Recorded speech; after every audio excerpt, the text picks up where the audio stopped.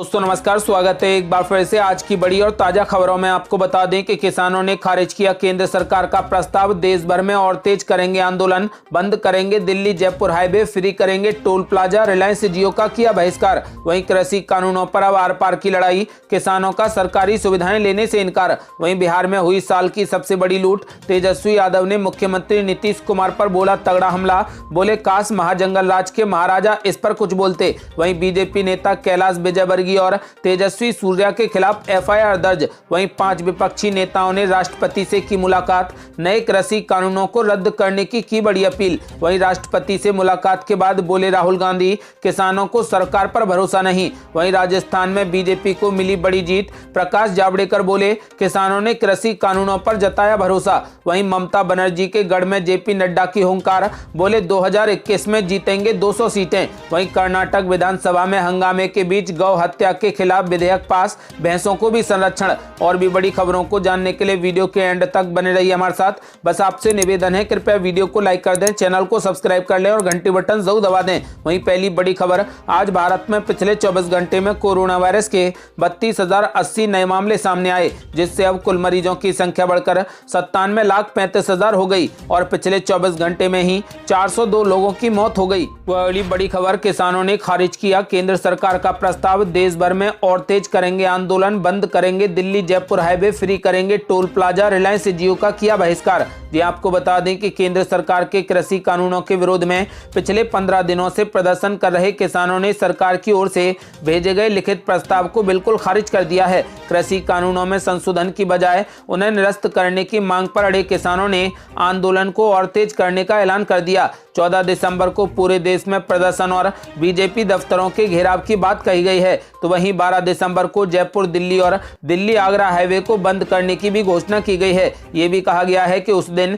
सभी toll plaza बिल्कुल free कर दिए जाएंगे। सिंधु बॉर्डर पर प्रेस कॉन्फ्रेंस में क्रांति किसान यूनियन के अध्यक्ष दर्शन पाल ने कहा कि केंद्र सरकार के प्रस्तावों को किसान संगठनों ने खारिज कर दिया है। किसान नेताओं ने कहा कि सरकार अगर दूसरा प्रस्ताव भेजती है तो उस पर विचार किया जाएगा। इसके साथ ही बीजेपी नेताओं के घेराव और रिलायंस जियो के सभी प्रोडक्ट्स और मॉल का बहिष्कार करने की भी बात कही गई है। किसान नेताओं ने कहा है कि अगर तीनों कृषि कानून रद्द नहीं किए गए तो दिल्ली की सभी सड़कों को एक के बाद एक बंद कर दिया जाएगा। किसान नेताओं ने कहा कि 14 दिसंबर को बीजेपी दफ्तरों का घेराव किया जाएगा। देश के कई हिस्सों में धरने प्रदर्शन होंगे। देश के दूसरे हिस्सों से भी किसानों को दिल्ली बुलाया जा रहा है। किसान नेता शिव कुमार कक्का ने कहा कि 14 दिसंबर को राज्यों के जिला मुख्यालयों का घेराव करेंगे, तो वहीं दिल्ली जयपुर राजमार्ग 12 दिसंबर तक बंद रहेंगे। आपको बता दें कि उन्होंने ये भी कहा है कि सरकार के साथ अगली बातचीत को लेकर अभी तक कोई भी फैसला नहीं हुआ है। किसान नेता प्रहलाद सिंह भारूखेड़ा ने कहा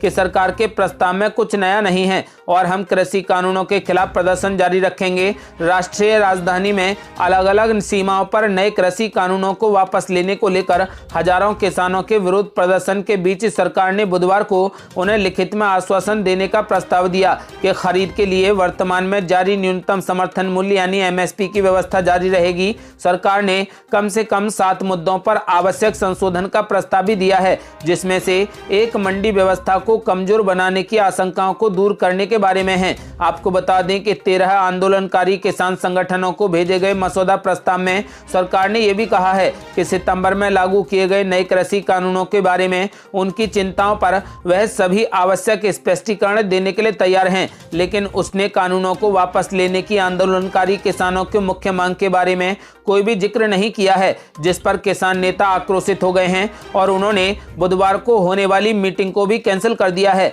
आपको बता दें कि अब किसान नेताओं ने घोषणा की है कि 14 दिसंबर को बीजेपी दफ्तरों का घेराव किया जाएगा और 12 दिसंबर को टोल प्लाजा बिल्कुल फ्री कर दिए जाएंगे। आपको बता दें कि ये भी घोषणा की गई है कि 12 दिसंबर को जयपुर दिल्ली और दिल्ली आगरा हाईवे को बिल्कुल बंद कर दिया जाएगा। अगली बड़ी खबर, कृषि कानूनों पर अब आर पार की लड़ाई, किसानों का सरकारी सुविधाएं लेने से इनकार। जी आपको बता दें कि नए कृषि कानूनों पर सरकार के साथ अब आर पार की लड़ाई लड़ने का ऐलान कर चुके किसान पीछे हटने को बिल्कुल तैयार नहीं है। दिल्ली के बुराड़ी स्थित निरंकारी समागम ग्राउंड में प्रदर्शन कर रहे किसानों ने अब सरकार द्वारा दी गई सुविधाओं को लेने से भी इनकार कर दिया है।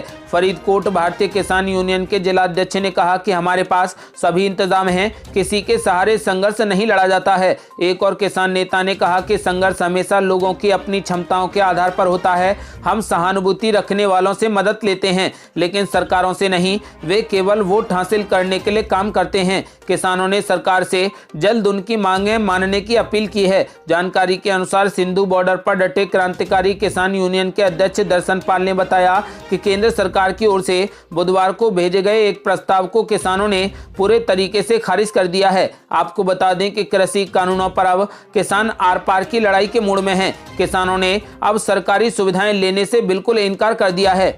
अगली बड़ी खबर, बिहार में हुई साल की सबसे बड़ी लूट। तेज रफ्तार तेजस्वी यादव ने मुख्यमंत्री नीतीश कुमार पर बोला तगड़ा हमला। बोले काश महाजंगल राज के महाराजा इस पर कुछ बोलते। जी आपको बता दें कि बिहार के दरभंगा जिले में बड़ा बाजार स्थित अलंकार ज्वेलर्स से बुधवार की सुबह 10:30 बजे 8 हथियारबंद अपराधी करीब 10 करोड़ के सोने के जेवरात लूटकर फायरिंग करते हुए फरार हो गए। शहर की हृदय स्थली दरभंगा टावर के पास भीड़भाड़ वाले बाजार में दिन दहाड़े हुई इस घटना से सनसनी फैल गई है। वहीं इस वारदात को लेकर नेता प्रतिपक्ष तेज रफ्तार तेजस्वी यादव ने बिहार की नीतीश सरकार पर जमकर हमला बोला है। तेजस्वी यादव ने ट्वीट करते हुए कहा कि महाजंगल राज का महा डरावना नजारा है। दरभंगा में सत्ता संरक्षित हथियारबंद अपराधी दिन दहाड़े भरे बाजार में कई राउंड फायरिंग कर 10 करोड़ का सोना लूट ले गए। चंद कदम दूर ही एसपी ऑफिस और बीजेपी विधायक आवास है। इसका जवाब कौन देगा? नीतीश कुमार को इस्तीफा देना चाहिए। तेज रफ्तार तेजस्वी यादव ने नीतीश कुमार पर तगड़ा हमला बोला है और निकम्मी और नाकारा सरकार बताया है। वह अगली बड़ी खबर, बीजेपी नेता कैलाश विजयवर्गीय और तेजस्वी सूर्या के खिलाफ एफआईआर दर्ज। जाने क्या है मामला? जी आपको बता दें कि पश्चिम बंगाल पुलिस ने बीजेपी नेताओं के खिलाफ मामला दर्ज किया है। पुलिस ने पश्चिम बंगाल बीजेपी के इंचार्ज कैलाश विजयवर्गीय और युवा मोर्चा के राष्ट्रीय अध्यक्ष तेजस्वी सूर्या के खिलाफ भी एफआईआर दर्ज की है। ये बीजेपी के हिंसक प्रदर्शन से जुड़ा मामला है। पुलिस का कहना है कि 7 दिसंबर सिलीगुड़ी में बीजेपी ने एक प्रदर्शन के दौरान हिंसा की थी, जिसके एवज में इन दोनों के खिलाफ एफआईआर दर्ज की गई है। आपको बता दें कि प्राप्त जानकारी के मुताबिक बीजेपी ने 7 दिसंबर को सिलीगुड़ी में उत्तर कन्या अभियान चला रही थी। इसी दौरान बीजेपी ने कथित तौर पर हिंसा की। इस मामले में पश्चिम बंगाल बीजेपी अध्यक्ष कैलाश विजयवर्गीय, दिलीप घोष, तेजस्वी सूर्या और मुकुल राय समेत 56 बीजेपी नेताओं के खिलाफ मामला दर्ज किया गया है। इन पर हिंसा के साथ साथ सरकारी काम में बाधा डालने और सरकारी संपत्ति को नुकसान पहुंचाने का भी आरोप लगा है। अगली बड़ी खबर, 5 विपक्षी नेताओं ने राष्ट्रपति रामनाथ कोविंद से की मुलाकात। नए कृषि कानूनों को रद्द करने की बड़ी अपील। जी आपको बता दें कि केंद्र के नए कृषि कानूनों को लेकर जारी किसानों के आंदोलन के बीच बुधवार को राहुल गांधी, शरद पवार समेत 5 विपक्षी नेताओं ने राष्ट्रपति रामनाथ कोविंद से मुलाकात की। विपक्षी नेताओं ने कहा कि उन्होंने राष्ट्रपति से मुलाकात के दौरान तीनों कृषि कानूनों को निरस्त करने का अनुरोध किया। विपक्षी दलों के 5 सदस्यीय प्रतिनिधि मंडल में कांग्रेस के पूर्व अध्यक्ष राहुल गांधी, राष्ट्रवादी कांग्रेस पार्टी के प्रमुख शरद पवार, माकपा के महासचिव सीताराम येचुरी, भाकपा के महासचिव डी राजा और डीएमके नेता टीकेएस इलंगोवान शामिल थे।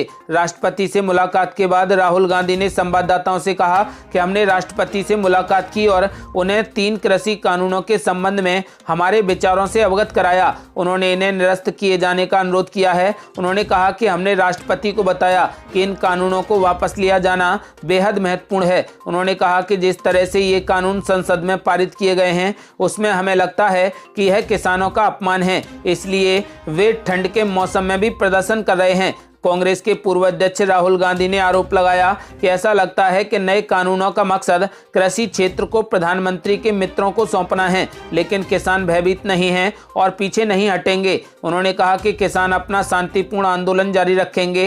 राकापा प्रमुख शरद पवार ने कहा कि विभिन्न राजनीतिक दलों ने राष्ट्रपति से अनुरोध किया है कि ये कृषि कानून निरस्त किए जाने चाहिए, क्योंकि इन पर न ही संसद की प्रवर समिति में चर्चा की गई है और न ही अन्य पक्षकारों के साथ विचार विमर्श किया गया है। यदि आप भी मानते हैं कि तीनों कृषि कानूनों को तुरंत रद्द किया जाए तो इस वीडियो को लाइक कर अपनी राय हमें कमेंट बॉक्स में जरूर दें। वह अगली बड़ी खबर, ममता बनर्जी के गढ़ में जेपी नड्डा की बड़ी हुंकार, बोले 2021 में जीतेंगे 200 सीटें। जी आपको बता दें कि पश्चिम बंगाल के 2 दिवसीय दौरे पर पहुंचे भारतीय जनता पार्टी के राष्ट्रीय अध्यक्ष जेपी नड्डा ने मुख्यमंत्री ममता बनर्जी के विधानसभा क्षेत्र भवानीपुर में घेराबंदी की। जेपी नड्डा ने यहां पार्टी कार्यकर्ताओं को संबोधित करते हुए आगामी वर्ष 2021 के विधानसभा चुनाव में ममता बनर्जी की सरकार को जड़ से उखाड़ फेंकने की अपील की है। बीजेपी अध्यक्ष जेपी नड्डा ने इस दौरान बताया कि कैसे पिछले 9 वर्षों के दौरान राज्य में 4 से 40% तक वोट हासिल करने में बीजेपी सफल रही है।